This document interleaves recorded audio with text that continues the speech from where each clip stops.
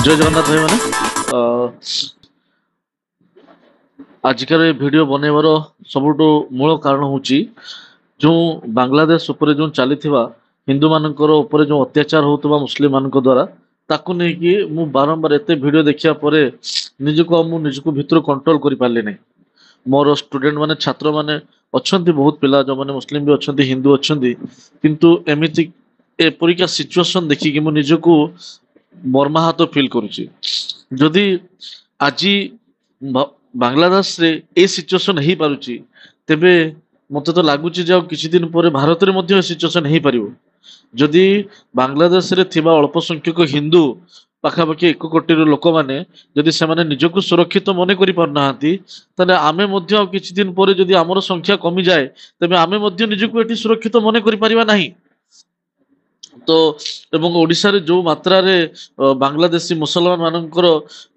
माने धीरे धीरे संख्या वृद्धि होबार लागिची मते लागुची आ किछि वर्ष परे ओडिशा रे मध्य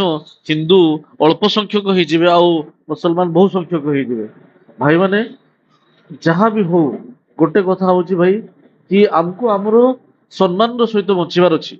हमरो सम्मान कोउटी हमरो इज्जत कोउटी हमरो भौणी माने आमो माँ माने आमो स्त्री आमो छुआ पिला जदि आमे आमो छुआ पिलांकर आमो सामना रे तांकर माने ऊपर अत्याचार व्यभिचार हबार देखिकी आमे सही पारिबानी आमे बंचिकी लाभ कोन से सिचुएशन रे। आम मु काली ही देखुली कि गोटे टाइम थिला जेतेबेले बांग्लादेश रे आपनकर 30% हिंदू थिले आज बांग्लादेश रे केवल केवल 7% हिंदू अछंती। सेमती पाकिस्तान रे मध्य केवल भारत वर्ष ही एमती जगह जोटी हिंदू अधिका अछंती बोली मुसलमान मानकर संख्या बढ़िबार लागिची किंतु मुसलमान संख्या कमुनी एटी कोन पई ना हिंदू माने केबे कहारी ऊपर अत्याचार करि नाहंती। यदि अत्याचार करि थांते तेबे ओडिशा माने भारत वर्ष रे हिंदू माने मुसलमान माने केबे बढ़ी पार न थांते। एटा ही होची हमर ओरिजिनल सहनियता किंतु से माने निजर धर्म को एते मात्रा रे मानी आम मानक ऊपर एते अत्याचार करूचंती ए सब रे आमे पूरा टोटल मर्माहत होई जाउचे। मोर वीडियो करिवार केवल गोटे ही माने जे आमे समस्त को एकजुट हबार अछि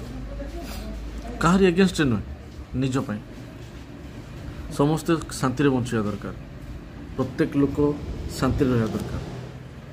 सेटा होची हमर सबुठ बड़ माने सबुठ बड़ एम हवा दरकार समस्त केवल हिंदू नुहे खाली मुस्लिम शांति रहा दरकार कहीं क्या ऊपर अत्याचार न करू। धन्यवाद।